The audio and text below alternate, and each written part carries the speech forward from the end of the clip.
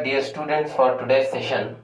In this session, let us continue with question number 21 of level 1 of the chapter Body Fluids and Circulation. The question as follows: heartbeat is heard on the left side as four options have been mentioned. Aorta is on the left side, heart is on the left side, ventricles are on the left side, left ventricle is on the left side. Okay, dear students, let me give you the reason for this question. See, why there is the heartbeat which is heard only majorly on the left side. Alright, what is the reason? We have to identify among the four given options. For the same, let me tell you, my dear students, let us say when we talk about the structure of heart, alright,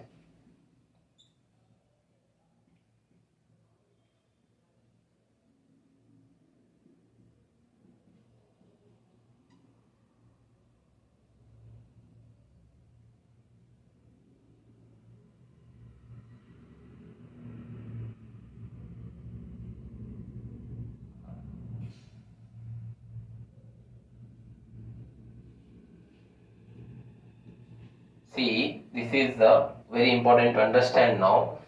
See, when you talk about the heart beat, let me tell you, my dear students, there is a scientific reason here. See, the right ventricle pumps very less blood. Alright, that's first thing. See, I am talking about the right ventricle. This right ventricle to which it is connected. See, this is connected to the lungs, my dear friends. Alright, it is connected to the lungs. Alright, and let me also tell you that it is generally present under the sternum. This right ventricle, see, is present just under the sternum. Sternum is a bone which is present in the center of chest. This center of chest, we have a bone called sternum, so it is present in that region. Alright, and it beats less vigorously than the left ventricle. Alright, see, it is present just near the sternum bone, no? Alright, so it beats very less vigorously when compared to the left ventricle. And dear students, let me also tell you, see, left ventricle pumps more blood. Right, see, this left ventricle is connected to the aorta. From the aorta, it is going to supply blood to all the different parts of the body. Alright, children. So very much to all the different parts of the body, this left ventricle is going to supply the blood, whereas the right ventricle is connected to only the lungs. Alright, and the supply through the lungs can be seen to the right ventricle, which is very much less when compared to the left ventricle.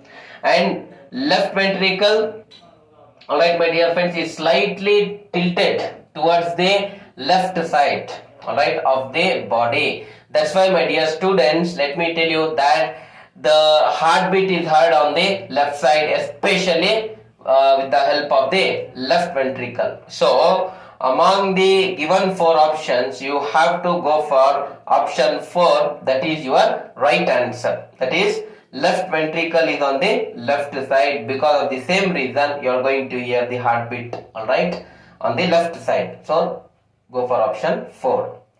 Next, dear students, let us go for question number 22. The one devoid of muscular coat is vein, artery, arteriole, capillary. Dear students, here devoid is the term which refers to the absence. Alright, see, devoid, one devoid of muscular coat. Muscular coat is not lining one of these blood vessel. Alright, that we need to identify here, dear students. See, we all talk about the capillary, my friends. Alright, capillary, let me tell you, first and foremost point you need to remember is that it is one of the smallest blood vessel ranging from 5 to 10 micrometer we can say in diameter. Alright children, this is with respect to diameter. And let me tell you, capillary is the smallest blood vessel. This is the second point which you need to remember, my friends. And let me also tell you that they have only one, what I can say, their wall is only one endothelial cell thick. The wall is present, right? Their wall is only just one endothelial cell thick. Alright? That means to say that endothelial cells are the cells which in fact line the blood vessels. Alright? So it is just one cell thick. Alright? You can just imagine that along with this, let me tell you, they do not have muscular coating. When compared to the other blood vessels which have muscular coating, these capillaries do not possess the muscular coating, my dear friends. Alright, they convey the blood between the arterioles and the venules. That is the major function of capillaries. Alright, so among the given 4 options, alright, you have to go for option number 4, that is capillary. Dear students, next 23rd question we have here. Glucose is carried from digestive tract to the liver by. How the glucose is in fact transported from the digestive tract to the liver. Liver is already, we know, the largest digestive gland in our body, the reddish brown gland, and it performs almost all the major functions of our digestive system, especially as we all know that it releases the bile juice. Alright, fine. Let me tell you, and more importantly, you know, the breakdown of carbohydrates, proteins as well as lipids occur majorly in the liver. Alright, fine dear students. So the question here is how the glucose is carried from the digestive tract to the liver. Alright, so 4 options have been given: hepatic artery, hepatic portal vein, pulmonary vein, and none of the above. 4 options have been given, my dear students. Let me explain you this very clearly, that liver is connected to 2 large blood vessels. Alright, see, when we talk about the liver, it is connected to 2 large blood vessels, my dear friends. Alright, this is the first point you need to remember. What are the 2 large blood vessels? The hepatic artery and the portal vein. Alright, the first one is the hepatic artery and the second one is the portal vein. So these are the 2 large blood vessels to which the liver is connected, my dear friends. Now let me tell you, the hepatic artery, this carries blood from the aorta to the liver. Alright, from the aorta to the liver it carries the blood. Whereas the portal vein, alright, carries blood containing digested nutrients. It carries blood containing digested nutrients, my dear friends. Digested nutrients. Alright. So note this point, digested nutrients. Okay. So including the glucose. From where? From the entire gastrointestinal tract, alright, or the digestive tract, alright, and also from the spleen and pancreas to the liver. See, from the digestive tract, from the spleen, alright, to go with that, even from the pancreas as well, alright, it carries the blood containing digestive nutrients. That's the important point, including the glucose. So among the given 4 options, as we know that now it is the hepatic portal vein or the portal vein. Alright, so we have to go for option number 2, hepatic portal vein. That is your right answer. Next question we have, match the columns 1 and 2 and choose the correct combination from the options given. The 2 columns have been given, dear students. Out of these 2 columns, let me tell you, firstly, in the first column, percentage of the WBCs or leukocytes have been mentioned. In the column 2, WBC, different types of WBC cells have been mentioned. Here we need to match the column 1 with that of the column 2. Now firstly, let me tell you each cell, alright, out all the 4 cells which have been mentioned here. Let me talk about those cells as well. Okay, first comes, in fact, let me talk about, see, 60 to 65% they are given. The highest percentage of the all WBC cells is that of the neutrophil. So you have to match in the column 2 the WBC cell, that is neutrophil. What they have given here in column 1, let me say, firstly they have given as what? 60 to 65%. This you have to match in column 2, my dear students. In the column 2 you have to go for neutrophils rather, okay, which is 2. Alright, let me now tell you a few important aspects about the neutrophil. They are the types of WBC cells which are multi-lobed, my dear friends. See, when you talk about these neutrophils, right, they are in fact, alright, many lobes will be present along with the granular, darkly stainable granular structures inside their cytoplasm, my dear friends. Alright, they are multi-lobed. Their nucleus, this is the nucleus, right? So the nucleus is what here? Multi-lobed, my dear friends. And to go with that, very dense cytoplasmic granules are present, which stains much darker, right? So this is important to mention here. And let me tell you, my dear students, also that neutrophils will be at the front lines of attack during the during an immune response. Always, they act whenever there is the attack to the body by the virus or by the bacteria, always in the forefront. They are highest percentage, my dear friends, 60 to 65%. Majorly they participate in the innate immune system. Innate immune system, very important point. When I am referring to this point, let me make you clear that innate immunity refers to the type of immunity which is present since birth. When the child in fact is born, from the date of his birth, he will have this type of immunity. That type of immunity is called as what? Innate immunity. The immunity which is already present, which is obtained through the mother itself. Alright. And opposite to this, alright, is one more acquired immunity, which I will tell you, but just mention, let us remember here that when we talk about the type of WBC cells, that is neutrophils, they participate in the innate immune system, alright.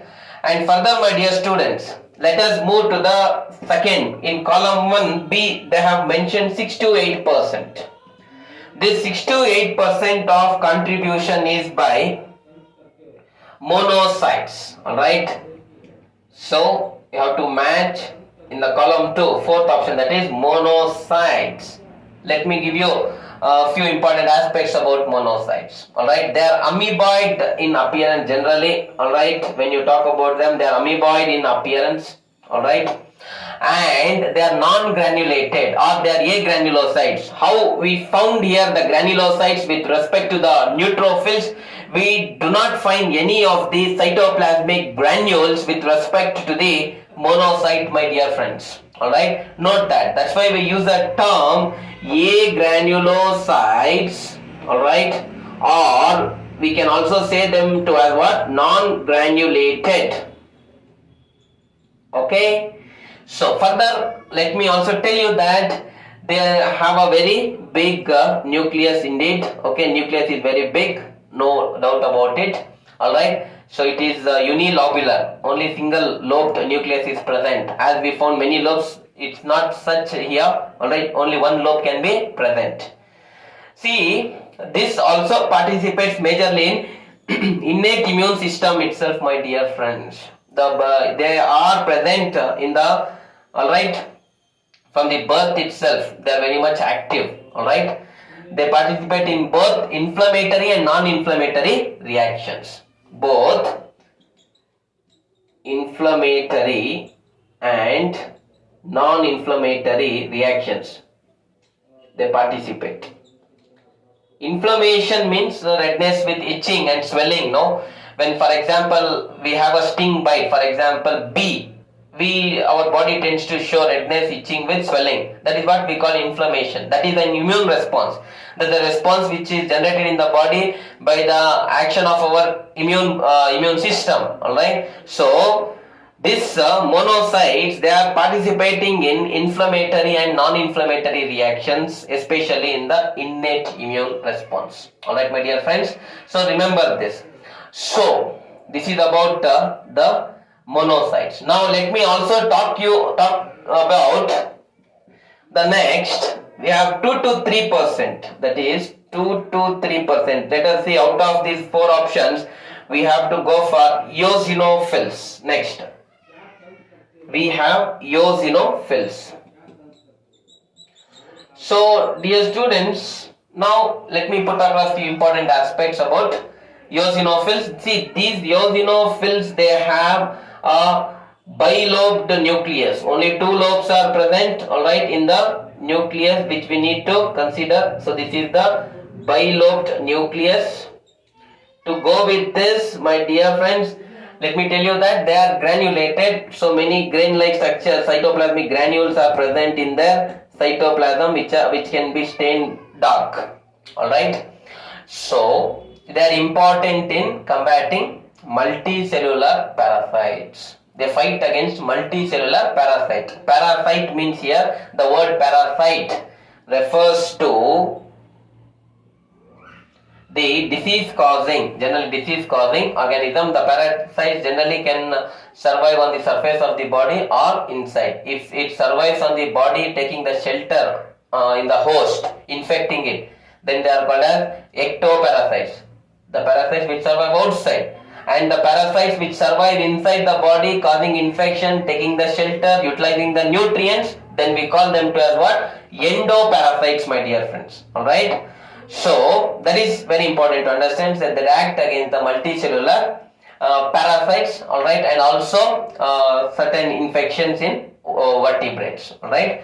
So that is about eosinophils. Next we have last 20 to 25% is lymphocytes. 20 to 25% is lymphocytes. So lymphocytes is in the first option. So you have to go for this.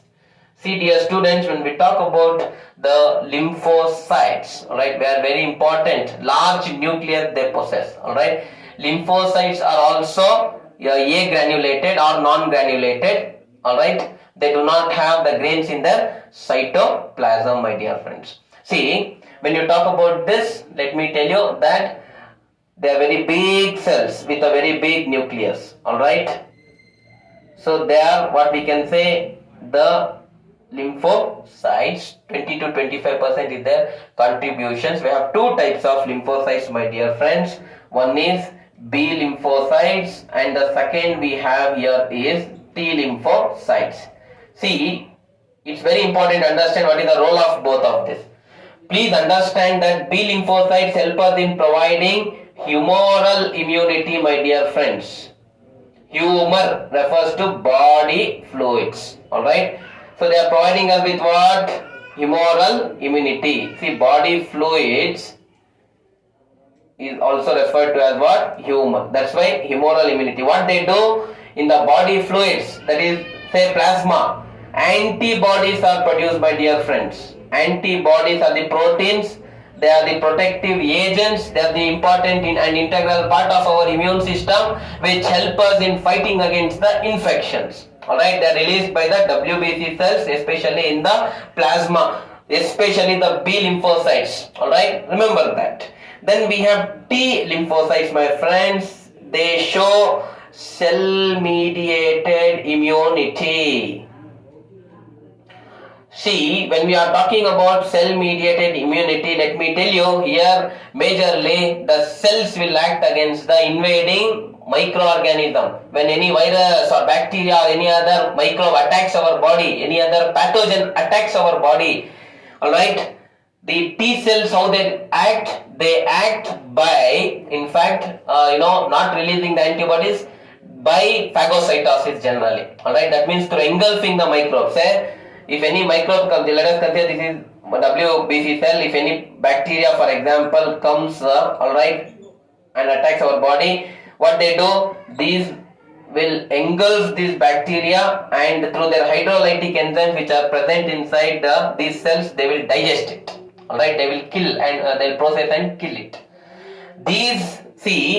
These type of, what I can say, the dear students, the B lymphocytes and T lymphocytes show acquired immunity. See, the first type of immunity we have already talked in the first option, that is innate immunity. Alright, then we have acquired immune system or acquired immunity. What is acquired immunity? The immunity which is acquired by the way of infections.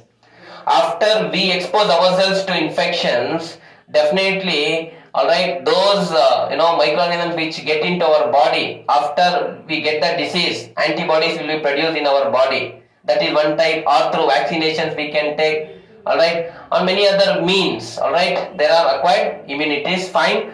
So acquired immunity, always remember, this is obtained after birth. Innate immunity is obtained from birth itself, alright, remember. So T and B lymphocytes are showing acquired immunity. Now neutrophil generally participates in innate immune response, alright, as I said you, so which is very important. As to go with that, even monocytes also show innate immunity, alright my friends.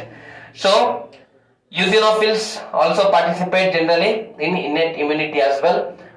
Fine dear students, but B and T lymphocytes are the major types of WBC cells which participate in the acquired immunity. So anyway, I have told in depth about all the different types of WBC cells and their role in our body. To go with that, even percentage as well. Just we need here is percentage, but also we have learnt their roles as well. So among the given options, go for option 2. That is your right answer. Next question we have. Origin of heartbeat and its conduction is represented by. Alright.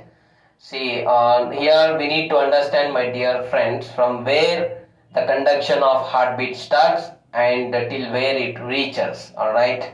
So in order we have to move. So already we have discussed in many previous questions as well. But let us also discuss here question number 25. See dear students, when we are talking about the conducting system of heart, let me tell you, see, there are 4 chambers, the upper 2 auricles and lower 2 ventricles. See, this is the right auricle. Alright, in the right auricle, right side top corner will have, alright, the sinoatrial node, from where the initiation of heartbeat will start. Sinoatrial node. In short, we call it as what? SAN. And towards the lowermost left corner, alright, we have atrioventricular node, alright, which is also called as, my dear friend, in short, AVN. Then there is, alright, right bundle and left bundle, alright. We have right and left bundle,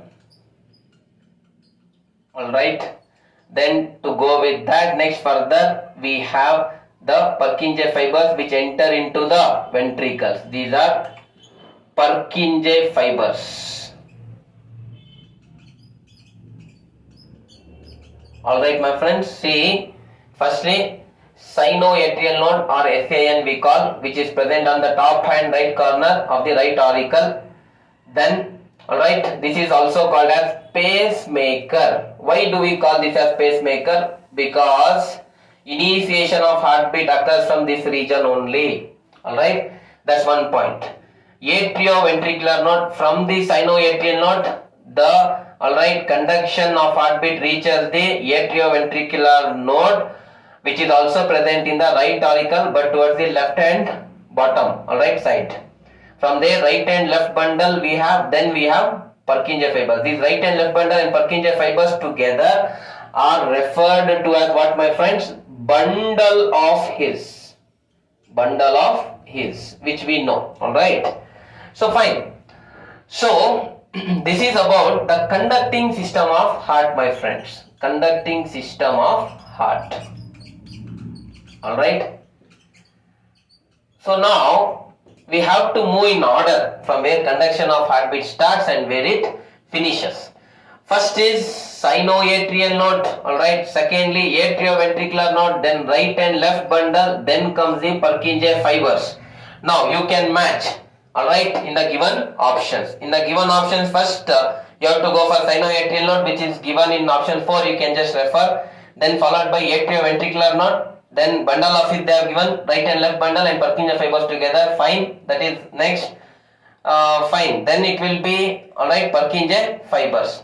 Okay, so Purkinje fibers again they are branched which are present inside. So right and left bundle are part of bundle office. You can take into consideration that are the third and fourth. Finally, branches of Purkinje fibers can be seen. That is fourth. You can go for option number 4. That is your right answer. Next question we have, dear students, here. The life of the erythrocytes in mammalian blood is about. See, we know that erythrocytes are nothing but they are called as red blood cells, alright, or RBCs, right, or red blood corpuscles. So these erythrocytes, when we are speaking, dear students, let me tell you first and foremost, the question given here is what lifespan we need to identify, especially when we talk about the mammals blood. Alright, so in mammals, these erythrocytes are the most abundant of cells. Most abundant, the highest number of cells which we can find in the mammalian blood is that of the erythrocytes or the red blood cells. If you just talk about their average, you know, RBCs are about 5 to 5.5 million per DL, alright, of blood. 5 million to 5.5 million, dear students, 5.5 million, that too just per DL of blood. Very significantly low amount. 1 DL will be very significantly low amount of blood. So in that you can just find 5 to 5.5 million. You can just imagine in what numbers they might be present. Alright, anyway, that's why I use the term abundant, and they are so. Alright, and these cells play an important and significant role in the transportation of respiratory gases. That is, oxygen, they carry or transport oxygen and carbon dioxide in our body, my dear friends.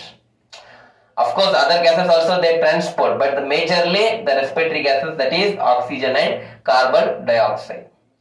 On an average, the lifespan of RBCs differs from 120 to 128 days, but specifically speaking, the lifespan is about 120 days, my dear friends. See, after that they are destroyed in the spleen. See, after they reach 120 days, let us say, that is the specific lifespan, average lifespan which we are considering in the mammalian RBC. So after 120 days, they are deposited in the spleen. Spleen is referred to as the graveyard of RBCs. The graveyard of RBCs. So here it is deposited, my dear friends, in the graveyard of RBCs. We can find these all the, you know, after their lifespan is over, they get to the spleen and they are destroyed here. That's why spleen is called as graveyard of RBCs. Fine. These are few other important points about RBCs. So the question is given is just what is the lifespan of RBCs? The lifespan of RBCs is around 120 days. So you have to go for option number 1 itself. So that is 120 days. Next question we have. Alright. In aquatic mammals, heart will be small, heart will be large, lungs will be small, lungs will be large. Right? Dear students, this question, let me tell you, is very simple. See, when you talk about aquatic, in fact, mammals, aquatic mammals' heart, will be in fact large, because their body size is also large. To pump the blood to all the body parts, it requires a big heart. a large heart. Alright. Dear students, you compare the aquatic mammals with that of the terrestrial mammals.